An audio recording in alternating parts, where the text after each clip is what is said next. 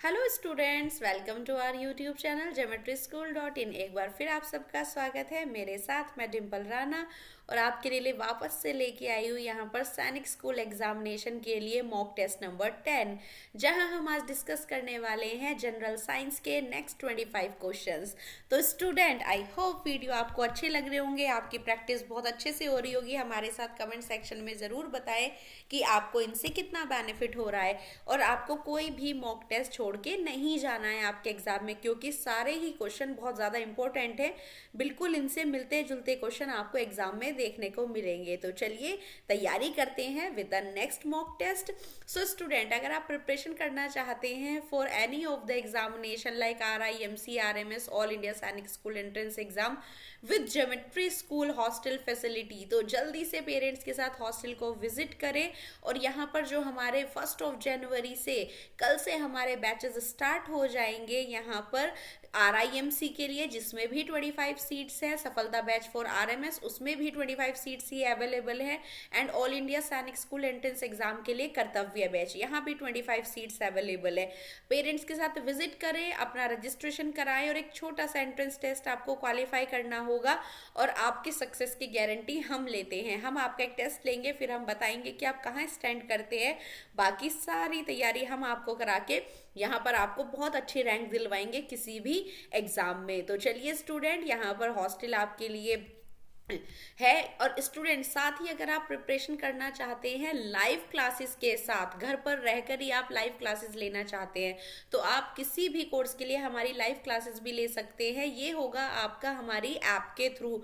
आप हमारी Google play store से ज्योमेट्री स्कूल के नेम से ऐप इंस्टॉल कर सकते हैं, या आप डायरेक्ट यहाँ पर गूगल क्रोम पर सर्च कर सकते हैं www.geometryschool.in वेबसाइट से भी आप चेक कर सकते हैं।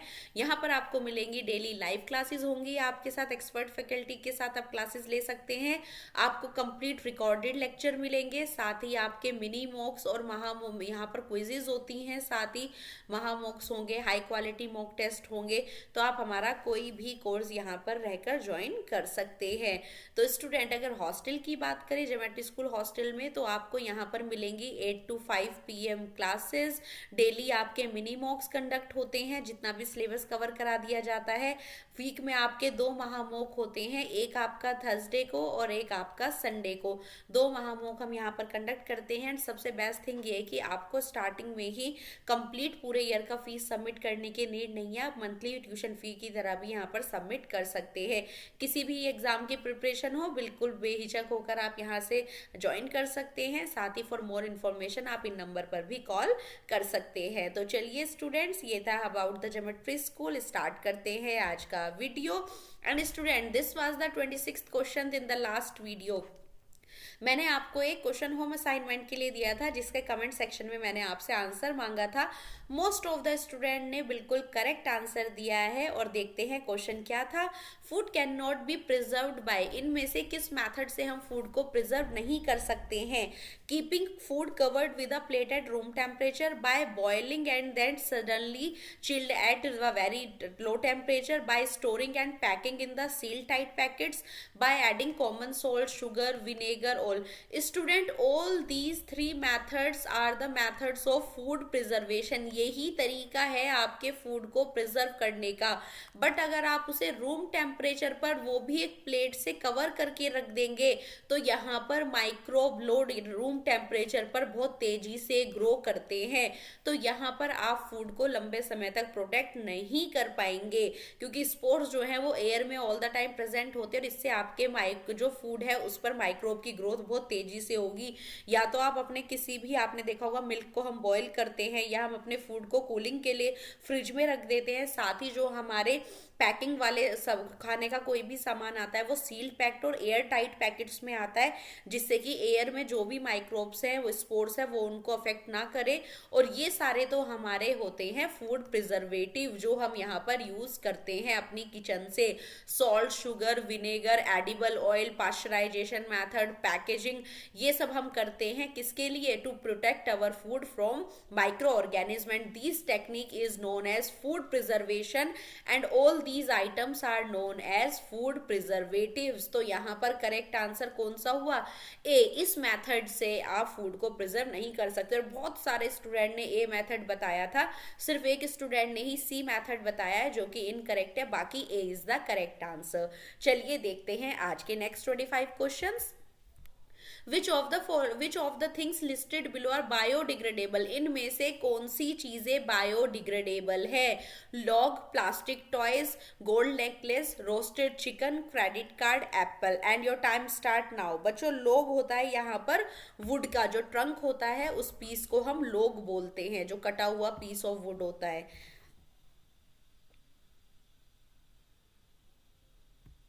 एंड योर टाइम अब तो यहाँ पर जो हमें लिस्ट चूज करनी है, जो हमारा आइटम बायोडिग्रेडेबल है। बायोडिग्रेडेबल मींस जो naturally with the help of bacteria enzymes के थ्रू डिकम्पोज हो सकते हैं। तो जो आइटम जिन्हें आप नेचुरली डिकम्पोज कर सकते हो वो क्या कहलाते हैं? बायोडिग्रेडेबल। जैसे कि आपकी वुड, लकड़ी का टुकड़ा क्या है? डिकम्पोज हो सकता है। प्लास्टिक डिकम्पोज नहीं होती, ये तो नॉन बायोडिग्रेडेबल होते हैं। मेटल्स हमारे नॉन बायोडिग्रेडेबल होते हैं। रोस्टेड चिकन, चिकन आपका नेचुरल एनिमल प्रोडक्ट है, तो ये भी इजीली डिग्रेड हो जाएगा। क्रेडिट कार्ड पर प्लास्टिक की कवरिंग होती है, जिसका डिग्रेड होना इम्पॉसिबल। एंड एप्पल एक नेचुरल फ्रूट है, नेचुरल सब्सटेंस है, दैट कैन इजीली डिग्रेड। तो यहाँ पर कोई भी माइक्रो ऑर्गेनिज्म, कोई भी एंजाइम इन तीनों को क्या कर सकता है? डिग्रेड कर सकता है। तो यहाँ पर हमारा ऑप्शन है A, D and F. Yes, 4th number पर है, तो यहाँ पर हमारा 4th ऑप्शन हुआ करेक्ट। जिसने इसको बिल्कुल ठीक दिया है उनको मिलते हैं 2 मार्क्स। चलिए move on to the next question. Identify the incorrect statement from the following. Student, मैंने आपसे पहले ही कहा है, सबसे पहले हाईलाइट कर लेंगे जो पूछा है, वरना करेक्ट और इनकरेक्ट स्टेटमेंट पढ़ते पढ़ते हम ये भूल जाते हैं कि क्वेश्चन में पूछा क्या था। चलिए, you have 10 seconds to choose your answer.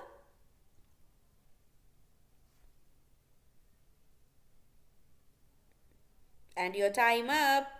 तो यहां पर देखते हैं statement, matter exist in 3 state. Yes, absolutely matter exist करता है। Solid, liquid and gas. Yes, these are the 3 state. तो बिल्कुल स्टेटमेंट करेक्ट है। Matter can be change from one form to another. Yes, heat करके solid को liquid में बदला जा सकता है, लिक्विड को गैस बनाया जा सकता है, गैस को अगेन लिक्विड बनाया जा सकता है, लिक्विड को अगेन सॉलिड बनाया जा सकता है। जैसे कि आप आइस को वाटर में बदल सकते हैं, वाटर को आप वेपर में बदल सकते हैं। तो ये क्या है? वाटर की तीनों स्टेट है, सॉलिड, लिक्विड, गैस। तो यहां तक हमारा सेकेंड स्टेटमेंट भी बिल्कुल करेक्ट है। A new substance is formed in a chemical change. Yes, absolutely. Chemical change क्या चेंज होते हैं? जिनमें एक न्यू प्रोडक्ट बनता है। ये चेंज परमानेंट होते हैं, मैंने आपको लास्ट वीडियो में भी बताया था। और ये चेंज आपके इरिवर्सिबल होते हैं, इन्हें आप रिवर्ट नहीं कर सकते हो, तो ये इरिवर्ट भी होते हैं। तो न्यू प्रोडक्ट बनेगा ही बनेगा, चेंजेस बिल्कुल परमानेंट होंगे और इरिवर्सिबल होगा। तो ये भी यहाँ पर चीज बिल्कुल, यहाँ पर ये स्टेटमेंट भी बिल्कुल करेक्ट है। Ice is heavier than water. जो आइस होता है सॉलिड फॉर्म में वाटर का, लिक्विड का, वो हैवियर है नहीं। आपने देखा है कोल्ड ड्रिंक के ग्लास में आपके आइस क्यूब क्या करते हैं? फ्लोट करते हैं कोल्ड ड्रिंक या वाटर के ऊपर। तो हमारा डी यहाँ पर क्या है? करेक्ट आंसर है। क्यों? क्योंकि ये एक इनकरेक्ट स्टेटमेंट है। आइस जो होती है वो हैवियर नहीं होती, वाटर से लाइटर होती है। तो D is the correct answer. I hope आपका ये क्वेश्चन भी ठीक होगा। आपको मिलते हैं 2 मार्क्स। चलिए आगे बढ़ते हैं। Select the incorrect match from the following. हमने यहाँ पर आपको मैचिंग दिया है, उनमें से एक मैचिंग बिल्कुल इनकरेक्ट है, आपको चूज करना है विच वन इज करेक्ट। चलिए, your time start now. Venus called the morning or evening star. Saturn has ring. Jupiter is the largest or fastest planet. Mercury hottest. And your time up. तो यहाँ पर incorrect क्या है? Venus को morning और evening star कहते हैं। Yes, ये मॉर्निंग में और इवनिंग में चमकता है, तो इसको हम मॉर्निंग और इवनिंग स्टार कहते हैं। सैटर्न के ऊपर रिंग्स होती हैं जो आइस रॉक और डस्ट की बनी है। एब्सोल्युटली सैटर्न के ऊपर रिंग होती है। जुपिटर हमारा लार्जेस्ट है और सबसे तेजी से घूमता है, इसलिए इसकी हमें जो लाइनिंग्स होती हैं वो भी तेज दिखाई नहीं देती है। Mercury is the hottest planet. No, Mercury is not the hottest planet. Venus is the hottest planet because it is made up of carbon dioxide. Mercury सबसे नियरेस्ट प्लैनेट तो है सन का, पर हॉटेस्ट नहीं है। हॉटेस्ट है वीनस, क्योंकि वो उसका जो लेयर है कंप्लीट वो कार्बन डाइऑक्साइड का बना है, जो कि इसके एटमॉस्फेयर को हीट अप करता है, गर्म रखता है। तो यहाँ पर D is the correct answer. क्यों? क्योंकि यहाँ पर ये स्टेटमेंट क्या है? इनकरेक्ट है, तो ये हो गया हमारा डी करेक्ट। तो जिन्होंने डी चूज किया उनको मिलता है 2 मार्क्स। और बच्चों ये आप लर्न कर लेंगे क्योंकि ये तीनों स्टेटमेंट काफी इंपॉर्टेंट है। चलिए आगे बढ़ते हैं। What are the adaptations for flight in birds? चिड़िया उड़ती हैं, आपको पता है, तो उन्होंने अपने अंदर कौन सा अनुकूलन किया हुआ है? अनुकूलन मीन्स अनुकूलित होता है अपने आप को किसी भी तरह का बदलाव करना एटमॉस्फेयर में सरवाइव करने के लिए, तो इसको कहते हैं अनुकूलन या एडेप्टेशन। तो चिड़ियाओं ने किस तरीके से अपने आप को अडेप्ट किया हुआ है? 4 स्टेटमेंट है आपके पास, आपको चूज करना है इनमें से कौन सा करेक्ट है। तो your time start now. Again you have 10 second to do this question.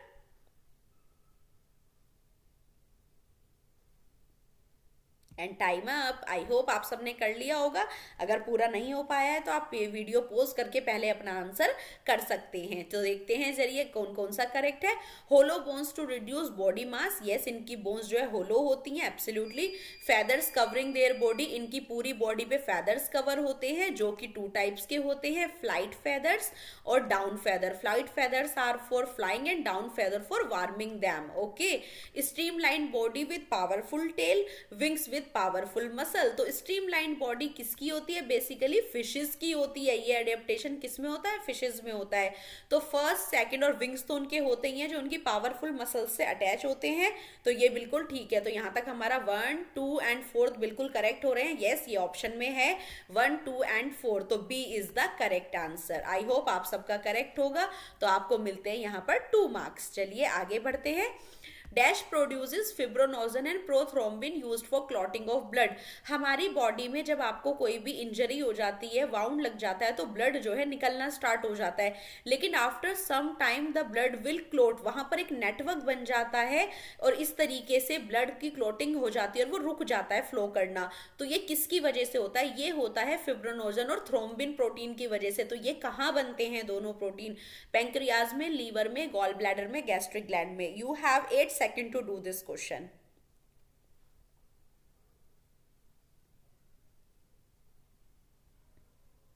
And your time up. तो यहाँ पर जो फिब्रोनोजन और प्रोथ्रोम्बिन है बेसिकली हमारे मोस्ट ऑफ द प्रोटीन्स जो होते हैं, और यहाँ पर जो हमारी आरबीसीज, फैटल की आरबीसीज होती है, वो सब कहाँ बनती है? लीवर में बनती है। तो जो आपका फिब्रोनोजन प्रोटीन है और प्रोथ्रोम्बिन प्रोटीन है, ये दोनों आपके ब्लड क्लोटिंग में हेल्प करते हैं। और ये दोनों प्रोटीन कहाँ बनते हैं? In the liver. तो बी ऑप्शन चूज करने वाले को मिलते हैं 2 मार्क्स। तो चलिए आगे बढ़ते हैं। Cholera is caused by, cholera इनमें से किससे होता है? Virus, fungus, protozoa. बच्चों माइक्रोबियल डिजीज के क्वेश्चंस बहुत इंपॉर्टेंट है। एक डिजीज जरूर आएगी आपके एग्जाम में। And your time up. तो माइक्रोबियल डिजीजेस की अगर हम बात करें या डेफिशिएंसी डिजीज जो हमारे वाइटामिन की वजह से होती है, ये दोनों ही बहुत ज्यादा इंपॉर्टेंट है क्योंकि एवरी ईयर एक क्वेश्चन यहाँ से जरूर आता है। तो कॉलरा मैंने आपको पहले भी बताया है, कॉलरा होता किसकी वजह से? Vibrio cholerae.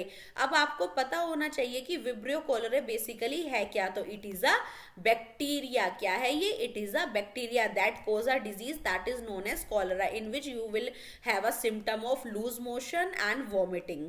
तो यहां पर आपका ये हुआ करेक्ट। तो it is a bacterial disease. तो D is the correct answer. चलिए आगे बढ़ते हैं।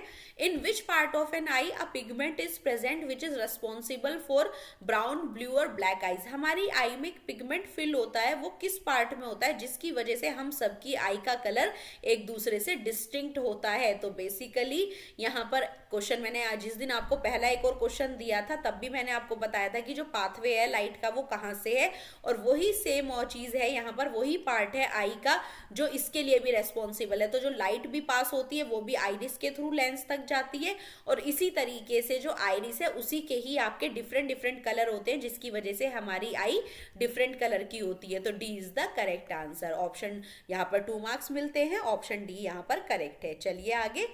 On heating water changes into, जब आप हीट करते हैं तो वाटर किस में चेंज हो जाता है? लिक्विड में, गैस में, सॉलिड में या सभी में? Your time start now. You have 5 second to do this question. And time up. तो यहाँ पर जब आपका वाटर है, लिक्विड, आपका वाटर जो है वो कौन सी स्टेट है, लिक्विड स्टेट है, फ्लो करने वाले वाटर की। अब आप इसे हीट कर रहे हैं, बॉईल कर रहे हैं, तो ये किस में चेंज हो जाएगा, स्टीम में। और स्टीम बेसिकली क्या होती है, गैसियस फॉर्म, तो किस में चेंज हो जाएगा, गैसियस फॉर्म में। आई होप आपका भी आंसर बिल्कुल करेक्ट होगा, यू गॉट 2 मार्क्स। चलिए आगे देखते हैं। Which of these animals sleep while flying at night. जब यहाँ पर ये रात को उड़ते हैं तो ये उड़ते उड़ते भी सो सकते हैं। Bat, horses, Dove, migratory birds. Your time start now. इनमें से कौन है जो दौड़ते उड़ते उड़ते भी सो सकते हैं। And your time up. तो बेसिकली आपकी होती हैं वो माइग्रेटरी बर्ड्स, जो जो क्या करती हैं, क्लाइमेट चेंज होने पर या अपनी अनफेवरेबल कंडीशन होने पर अपने प्लेसेस को बदल लेती हैं और दूर तक उड़कर चली जाती हैं। जैसे कि आपकी आर्कटिक बर्ड होती हैं और आपका साइबेरियन क्रेन होता है, आर्कटिक टर्न पूरा नाम होता है उसका, साइबेरियन क्रेन। ये कुछ आपकी माइग्रेटरी बर्ड हैं जो अपने रिप्रोडक्शन के लिए और ब्रीडिंग के लिए अपनी जगह बदल देती हैं, अपने उस नेचुरल एनवायरनमेंट में नहीं ब्रीड कर पाती हैं। तो अपने अनफेवरेबल कंडीशन होने की वजह से, क्लाइमेट चेंज होने की वजह से ये क्या कर जाती है, दूर तक उड़ जाती है। लेकिन ये उड़ते बहुत लंबा उड़ती हैं, देशों देश तक ये जाती रहती हैं, तो इसलिए ये उड़ते उड़ते भी रेस्ट कर लेती हैं। तो D is the correct answer. Next question. Insects have special eyes made up of with many lenses. Insects की बेसिकली स्पेशल आइज होती है, बहुत उनमें डिफरेंट लेंसेज प्रेजेंट होते हैं, तो इस वजह से वो आइज क्या कहलाती है। Your time start now.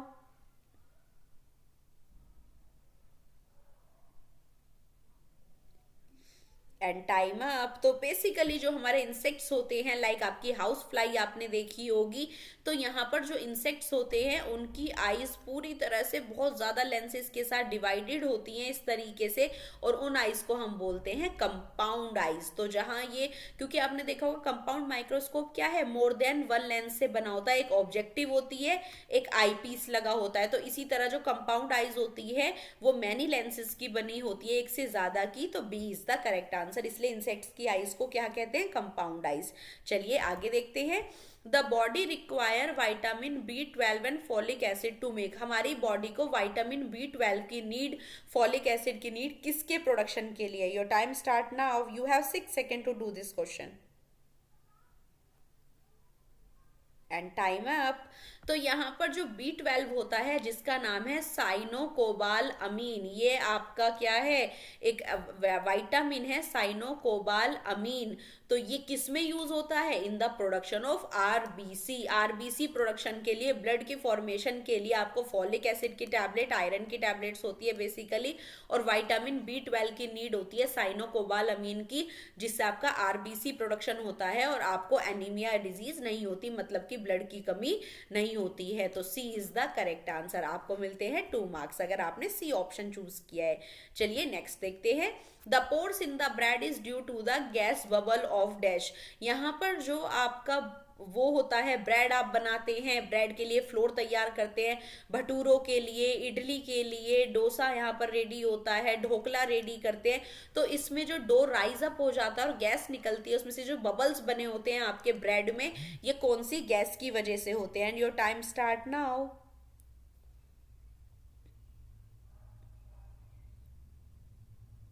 Time up. तो यहाँ पर जब आपका यीस्ट क्या करती है, एनारोबिक फर्मेंटेशन करती है, और एनारोबिक रेस्पायरेशन जिसको हम कहते हैं, मींस ऑक्सीजन की एब्सेंस में जब वो रेस्पायरेशन करती है, और वैसे भी जो हम एरोबिक रेस्पायरेशन ह्यूमन बींग्स भी करते हैं, तो उनमें कौन सी गैस निकलती है, CO2। जब हम अपने फूड का ऑक्सीडेशन करते हैं ग्लूकोज पे, जैसे आपने आटे में भी क्या होता है, हमारा स्टार्च होता है जो कि एक तरह का कार्बोहाइड्रेट है। तो बेसिकली जो ये ग्लूकोज को जब ये इस पर क्या करती है, एनारोबिक रेस्पायरेशन करती है, तो कौन सी गैस निकलती है, कार्बन डाइऑक्साइड, जो हमारे ह्यूमन के रेस्पायरेशन में भी निकलती है। तो B is the correct answer. CO2 या कार्बन डाइऑक्साइड इसका कंप्लीट नेम होता है। तो चलिए बी यहां पर करेक्ट ऑप्शन है। Move on to the next question.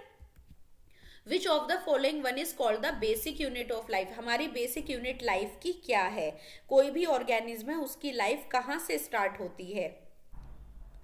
Organ, tissue, cell, DNA। And your time up. तो the basic unit of life, कोई भी ऑर्गेनिज्म है, कोई भी लिविंग ऑर्गेनिज्म है, वो बेसिकली जिसका बना है दैट इज सेल। सबसे पहले हमारी सिंगल एक सेल होती है, वो बनती है जिसको हम हमारी लाइफ की क्या कहते हैं, structural and the functional unit of life. क्या कहलाती है ये, structural and the functional unit of life. Cell is called the structural and the function unit of life. Cell आपस में जुड़ती है तब बनते हैं टिश्यू, और जब एक जैसी सेल के टिश्यू आपस में जुड़ता है तो बनता है ऑर्गन, और ऑर्गन से तैयार होता है कंप्लीट ऑर्गन सिस्टम, और ऑर्गन सिस्टम के रेडी होने से बनता है पूरा ऑर्गेनिज्म। तो सबसे छोटी बेसिक यूनिट क्या है किसी भी लाइफ की, cell is the basic unit of life. तो C is the correct answer. And ECG show the functioning of, ECG जो होता है बेसिकली इलेक्ट्रोकार्डियोग्राफ जिसको हम कहते हैं, यहाँ पर ये किसके लिए यूज होता है, इलेक्ट्रोकार्डियोग्राम, और जिस पर इसका वो बनता है ग्राफ उसको कहते हैं इलेक्ट्रोकार्डियोग्राफ। तो यहाँ पर ये किसके लिए होता है, किसकी फंक्शनिंग को ये चेक करता है। And your time up. बहुत छोटा सा क्वेश्चन है। तो ईसीजी हम बेसिकली किसके लिए कराते हैं, अपनी कार्डियक टिश्यूज के लिए, और कार्डियक टिश्यूज हमारे किस में होते हैं, हार्ट में होते हैं। आप नेम से ही पता लगा सकते हो इलेक्ट्रोकार्डियोग्राम, क्योंकि कार्डियक मसल्स और कार्डियक टिश्यूज हमारे कहाँ हैं, कार्डियक मसल्स होती हैं हमारे हार्ट में जो लगातार बीट करती हैं। तो कार्डियक मसल्स हमारी कहाँ है, हार्ट में। तो उसी की स्टडी को रीड करने के लिए आपने देखा होगा इस तरीके से हार्ट बीट चलती है, ये किस पे बनता है, इलेक्ट्रोकार्डियोग्राफ पर। तो ये किसकी फंक्शनिंग देखता है इलेक्ट्रोकार्डियोग्राम, बी नंबर हार्ट की। तो B is the correct answer. चलिए, the inert gas which is used by deep sea divers for breathing, जो स्कूबा डाइविंग होती है और जिसमें डीप जो डाइवर्स होते हैं वो नीचे तक जाते हैं, तो वो अपने साथ ऑक्सीजन के लिए, गैस के लिए कौन सी इनर्ट गैस लेके जाते हैं। इनर्ट गैस मतलब जो जल्दी से किसी के साथ रिएक्ट नहीं करती हैं, they are known as the inert gas. तो इनमें से कौन सी गैस लेके जाते हैं। Your time start now.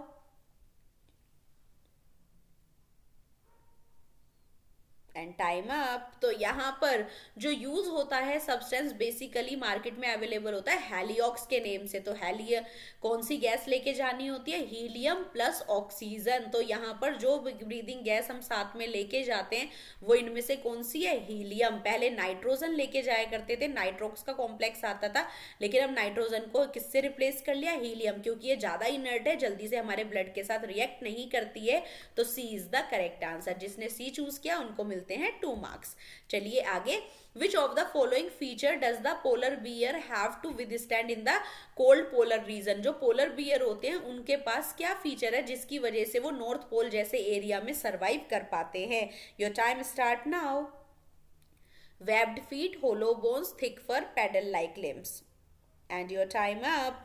तो यहाँ पर उनकी बॉडी पर आपने देखा, उनकी बॉडी पर क्या होता है, एक थिक फर कोट, जिसकी जो कि क्या है, यहाँ पर जो फर होता है वो एक इंसुलेटर की तरह वर्क करता है और एयर को अंदर जाने नहीं देता है, वहीं ट्रैप कर लेता है, जिसकी वजह से बॉडी पे ठंड नहीं लगती है। तो जो ये पोलर रीजन की फोक्स होती हैं, पोलर बियर्स होते हैं, इनके ऊपर सर्दियों में एक थिक कोट आ जाता है फर का, जिसकी वजह से ये यहाँ पर हाईली एल्टीट्यूड एरिया में भी सर्वाइव कर सकते हैं। जैसे आपने शीप और गोट को देखा होगा, लेह लद्दाख और इन सब में इनके ऊपर एक कोट आ जाता है, जिससे फिर गर्मियों में उतार कर उनसे वूल तैयार किया जाता है। तो ये कोट क्यों होता है, क्योंकि ये इन्हें बचाता है किससे, ठंड से। तो C is the correct answer. चलिए आगे बढ़ते हैं। What is the minimum require haemoglobin in human, human में कितनी कम से कम मात्रा हीमोग्लोबिन की होनी चाहिए। हीमोग्लोबिन क्या है, हमारे ब्लड को जो रेड कलर प्रोवाइड कराता है, that is the red pigment in our blood is called haemoglobin, जिससे हमारी आरबीसी ऑक्सीजन, जिसमें हमारी आरबीसीज होती हैं, रेड ब्लड सेल, जो ऑक्सीजन को बाइंड कराने में हेल्प करता है। तो हीमोग्लोबिन की वजह से ही ऑक्सीजन बाइंड कर पाती है। जितना ज्यादा हीमोग्लोबिन होगा उतने फिट आप होंगे। तो चलिए आपका समय शुरू होता है अब। तो मिनिमम एक कितनी मिनिमम क्वांटिटी हमारी बॉडी में हीमोग्लोबिन की होनी ही चाहिए। And your time up. तो कितना, 12 ग्राम पर डीएल। यहाँ पर जो 12 ग्राम है ये हमारा, जैसे आपने जेंट्स में देखा होगा 14 to 16 तक होता है, फिर इसी तरह से फीमेल में जो है हमारा 12 to 14 तक होना ही होना जरूरी है। तो जो मिनिमम है वो कितना है, 12 ग्राम पर DL. A is the correct answer. चलिए आगे बढ़ते हैं।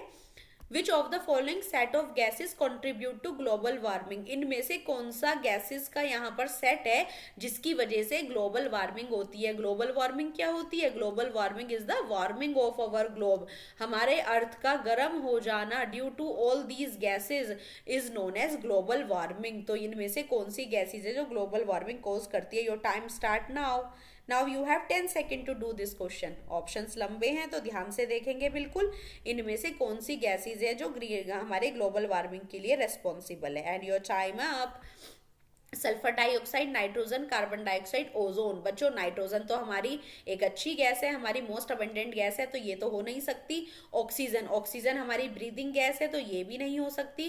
CFC, ऑक्सीजन, नाइट्रोजन, ये दोनों ही हमारी हेल्पफुल गैस है, हमारे सबसे ज्यादा मात्रा में है 78%, 21%। ये हमारे ग्लोब को गर्म करने में हेल्प नहीं करेंगी। But CFC, sulphur dioxide, water vapour and carbon dioxide, these are the greenhouse gases or the gases that are very responsible for to warm our earth। तो D is the correct answer। और इन्हें ही हम green house gases भी कहते हैं, जो हमारे globe पर इफेक्ट डालती हैं, उसको गर्म कराती हैं, तो इन्हें ही हम ग्रीन हाउस गैसेज भी कहते हैं। बच्चों कभी कभी पूछ लिया जाता है कि इनमें से ग्रीन हाउस गैसेज छाटिए, तो chlorofluorocarbon, sulphur dioxide, water vapour, carbon dioxide. तो ये हो गया हमारा करेक्ट आंसर। तो D option is correct. Clove is obtained from, जो क्लोव होती है, लौंग आप खाते हैं एज अ मसाला, आप इसे यूज करते हैं, तो ये आपको किससे ऑब्टेन्ड होती है? रूट से, स्टेम से, फ्रूट से या फ्लावर बड से? बच्चों ये क्वेश्चन है आपके फंक्शन ऑफ प्लांट पार्ट से। तो चलिए आपका समय शुरू होता है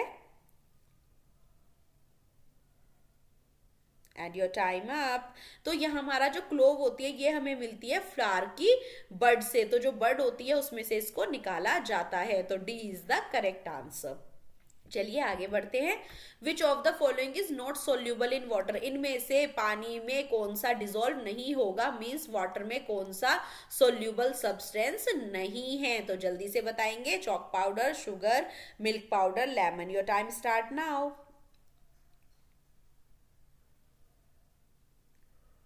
एंड योर टाइम अप। तो यहाँ पर जो है नॉट सोल्यूबल पूछा है, जो वाटर में इनसोल्यूबल हो, मतलब कि घुले नहीं। चीनी घुल जाती है, मिल्क का पाउडर बच्चों के लिए जो मिल्क पाउडर बनाते हैं लैक्टेशन का, वो भी घुल जाता है। लेमन भी, जूस का, नींबू का रस भी घुल जाता है। तो जो नहीं घुलेगा आप एलिमिनेट भी कर सकते थे, क्योंकि ये आपने डेली लाइफ में देखे भी है, ये वाटर में सब सोल्यूबल है। बट चॉक पाउडर पानी में घुलता नहीं है, बार बार नीचे ही कैल्शियम कार्बोनेट यहाँ पर इकट्ठा होता रहता है। तो A is the correct answer. चलिए आगे बढ़ते हैं। Which of the following not energy giving food item, इनमें से कौन सा एनर्जी गिविंग आइटम नहीं है? Your time start now. Apple, almond, raw potato, none of these.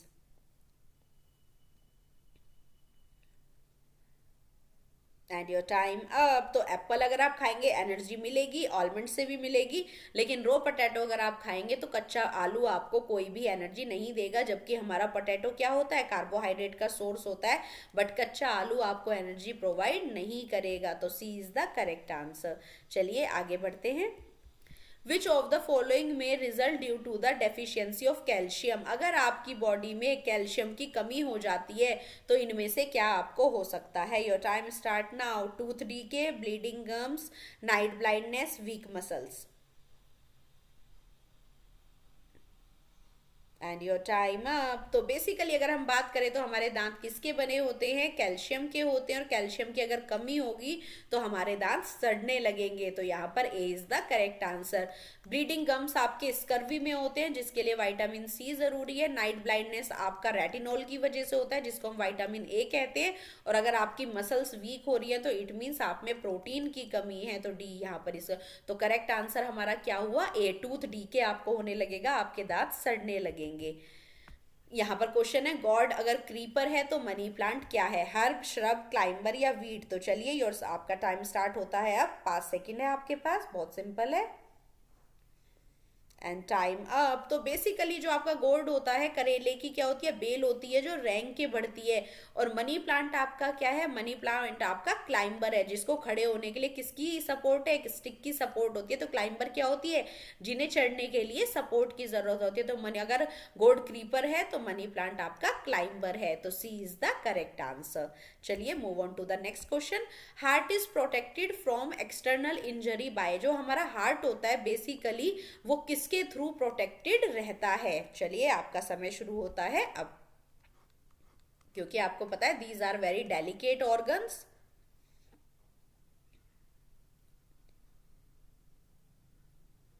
And your time up. तो अगर हमारा स्कल है तो स्कल तो हमारा खुद एक कवरिंग है जो इसमें हमारा ब्रेन एंक्लोज्ड होता है। रिब केज, यस, जो आपका ये बोन्स का यहाँ पर पेयर होता है दोनों तरफ, जिसमें आपके लंग्स और हार्ट प्रोटेक्टेड होते हैं, उन्हें कहते हैं रिब केज। तो बी यहाँ पर करेक्ट आंसर है। स्पाइनल कोड हमारा वर्टिब्रल कॉलम से प्रोटेक्ट होता है। नेक के नीचे हमारा स्पाइनल कोड होता है, जिसके ऊपर से फिर हमारा वर्टिब्रल कॉलम होती है। तो हमारा यहाँ पर करेक्ट आंसर हुआ रिब केज। जो ये पिंजरा लाइक स्ट्रक्चर होती है, रिब्स होती है, जिन्हें हम पसलियां बोलते हैं। तो बी हमारा यहाँ पर हुआ करेक्ट आंसर। तो 2 मार्क्स मिलते हैं इसके लिए। विच of the following provide oil, इनमें से किससे आप एडिबल ऑयल निकाल सकते हैं। ऑयल मतलब वो भी कौन सा, पेट्रोल और डीजल नहीं, एडिबल ऑयल जिसे आप यूज कर सकते हैं अपने कुकिंग के लिए। तो आपका समय शुरू होता है अब। बहुत ही सिंपल क्वेश्चन है। And your time up. Groundnut, mustard, sunflower, तो क्या सभी से तेल निकलता है? यस, मूंगफली का तेल भी होता है, मस्टर्ड सरसों का तेल भी होता है, और सनफ्लावर से भी हम रिफाइंड ऑयल निकालते हैं। तो all of these are correct. तो यहाँ पर जिसने डी ऑप्शन चूज किया उनको मिलते हैं 2 मार्क्स। तो चलिए student, these were your 25 question. I hope अब वीडियो आपको अच्छा लगा होगा। वीडियो को लाइक जरूर करें। कमेंट सेक्शन में आज फिर मुझे अपने मार्क्स बताएं। सभी बच्चे बहुत बढ़ चढ़ कर अपने मार्क्स बता रहे हैं, सभी बहुत अच्छे से तैयारी कर रहे हैं। आई होप आप मेन एग्जाम में भी इसी तरह से बहुत अच्छा परफॉर्म करेंगे। और वीडियो को अपने फ्रेंड्स के साथ शेयर करें। जिसने चैनल को अभी तक सब्सक्राइब नहीं किया है, सब्सक्राइब कर लीजिए। और किसी भी तरह की जानकारी के लिए आप इन नंबर पर कॉल कर सकते हैं। So see you soon with the next video. Bye bye.